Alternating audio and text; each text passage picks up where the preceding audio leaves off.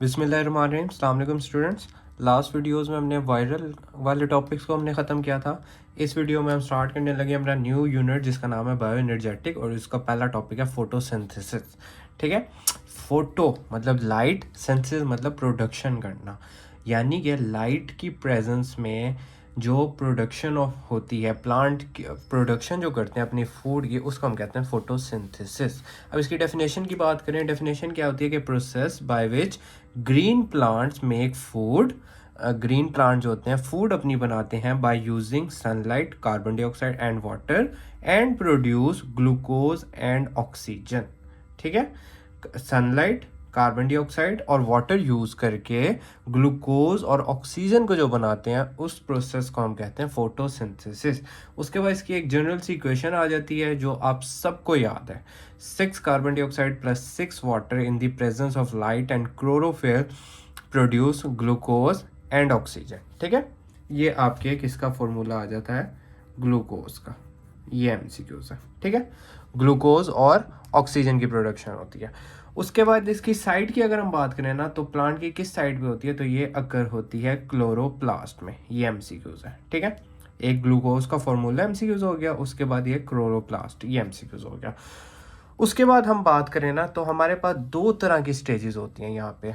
ठीक है, photosynthesis light reaction की फॉर्म में भी बनती है और डार्क रिएक्शन की फॉर्म में बनती है।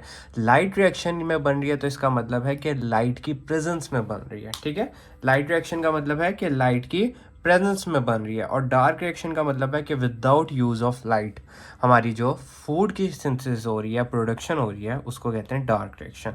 उसके बाद हम स्टेजेस की बात करते हैं, तो पहला स्टेज आता है लाइट रिएक्शन। लाइट रिएक्शन की बात करें ना, तो ये कहाँ पे होती है, ये अकर होती है एट ग्रेना में। ये एमसीक्यूज है। ग्रेना को हम क्या कहते हैं, थालाकॉइड मेम्ब्रेन भी कहते हैं। तो लाइट रिएक्शन का हो रहा है ग्रेना में हो रहा है, और ग्रेना का दूसरा नाम क्या है, थालाकॉइड मेम्ब्रेन। ठीक है, इसकी पैथोजेनेसिस की बात करें या इसकी फॉर्मेशन की बात करें, तो इससे क्या होता है कि सबसे पहले लाइट ऑब्जर्व होती है क्लोरोफिल में। ठीक है, इसके बाद ना हम क्लोरोफिल का रोल भी पढ़ेंगे कि क्या क्या इसके फ़ायदे होते हैं क्लोरोफिल के। ठीक है, सबसे पहले क्या हुआ, लाइट आई, लाइट ऑब्जर्व हो गई क्लोरोफिल में। ठीक है, क्लोरोफिल में जब लाइट ऑब्जर्व हुई ना, उसके बाद जो वाटर मौजूद था ना वहाँ पे, वाटर की स्प्लिट हो गई, यानी वाटर टूट गया। और वाटर के टूटने को क्या कहते हैं, फोटोलिसिस। ठीक है, वाटर टूट गया प्रेजेंस ऑफ लाइट, लाइट की मौजूदगी। फोटो मतलब लाइट, लिसिस मतलब टूट जाना, किसी भी चीज़ को टूट जाने को क्या कहते हैं, लिसिस। तो यानी यहाँ पे क्या हो गया, फोटोलिसिस, वाटर टूट गया, स्प्लिट हो गया, जिसकी वजह से ऑक्सीजन रिलीज हो गई। ठीक है, ऑक्सीजन रिलीज हुई और एटीपी और एनएडीपीएच की प्रोडक्शन हो गई, एटीपी और एनएडीपीएच की प्रोडक्शन हो गई। ठीक है, अच्छा, लाइट और डार्क में एक फ़र्क ये होता है कि लाइट में क्या होती है, एटीपी और एनएडीपीएच की प्रोडक्शन होती है, जबकि डार्क रिएक्शन में जो होता है एटीपी और एनएडीपीएच यूज़ होते हैं, जबकि ग्लूकोज की प्रोडक्शन होती है। ठीक है, और यही जो फोटोलिसिस ऊपर हो रही थी ना यहाँ पे स्टेप 2 में, इसके अगर हम एक जनरल रिएक्शन की बात करें ना, तो वाटर स्प्लिट हुआ हाइड्रोजन और एक आयन में। ठीक है, और ऑक्सीजन रिलीज हो गई। ठीक है, ये एक जनरल सा इसका रिएक्शन आ गया। उसके बाद हम बात करते हैं डार्क रिएक्शन की। डार्क रिएक्शन क्या होता है, जो कि अकर होगा विदाउट यूज ऑफ लाइट। पहला डिफरेंस आ गया। दूसरा डिफरेंस हमने पढ़ा कि ये क्या होता है, एटीपी एनएडीपीएच प्रोड्यूस करता है। इसमें क्या होता है, एटीपी और एनएडीपीएच यूज होता है और ग्लूकोज की प्रोडक्शन होती है। ठीक है, उसके बाद तीसरा एमसीक्यूज की बात करें, तो लाइट रिएक्शन कहाँ हो रहा था, ग्रेना में। डार्क रिएक्शन कहाँ पे होता है, स्ट्रोमा में करके। ठीक है, ये 3 डिफरेंस आ गए, और ये डू नॉट रिक्वायर्ड है, मतलब डार्क रिएक्शन में लाइट का कोई रोल नहीं होता, ये रिक्वायर्ड नहीं करता। इसके बाद इसकी अगर हम पैथोजेनेसिस की बात करें ना, तो इसका एक रूल है जिसको हम कहते हैं CRR। जैसे आपकी क्लास में, हर क्लास में एक CR होता है ना, तो CRR रूल एक होता है। वो रूल क्या होता है कि सबसे पहले कार्बन डाइऑक्साइड की फिक्सेशन होती है, कार्बन डाइऑक्साइड की क्या हो रही है, फिक्सेशन हो रही है। उसके बाद क्या होती है, रिडक्शन हो जाती है। ठीक है, रिडक्शन होती है, और जिसकी वजह से ग्लूकोज की फॉर्मेशन होती है।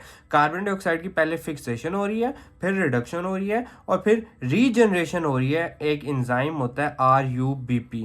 ठीक है, या इसको RU बिस्को भी कहते हैं, एंजाइम होता है। ये एमसीक्यूज आ गया, और ये एंजाइम कहाँ पे होता है, डार्क रिएक्शन में प्रेजेंस होते हैं।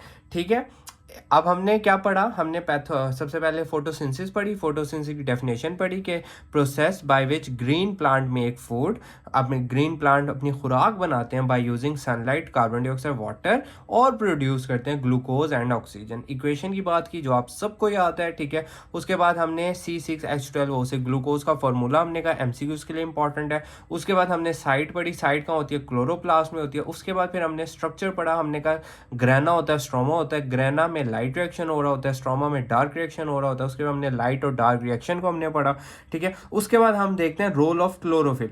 क्लोरोफिल का क्या रोल होता है? क्लोरोफिल सनलाइट को एब्जॉर्ब करता है, और क्लोरोफिल क्या करता है, स्टार्ट करता है लाइट रिएक्शन को। क्लोरोफिल का रोल होता है कहाँ पे, लाइट रिएक्शन में, ठीक है।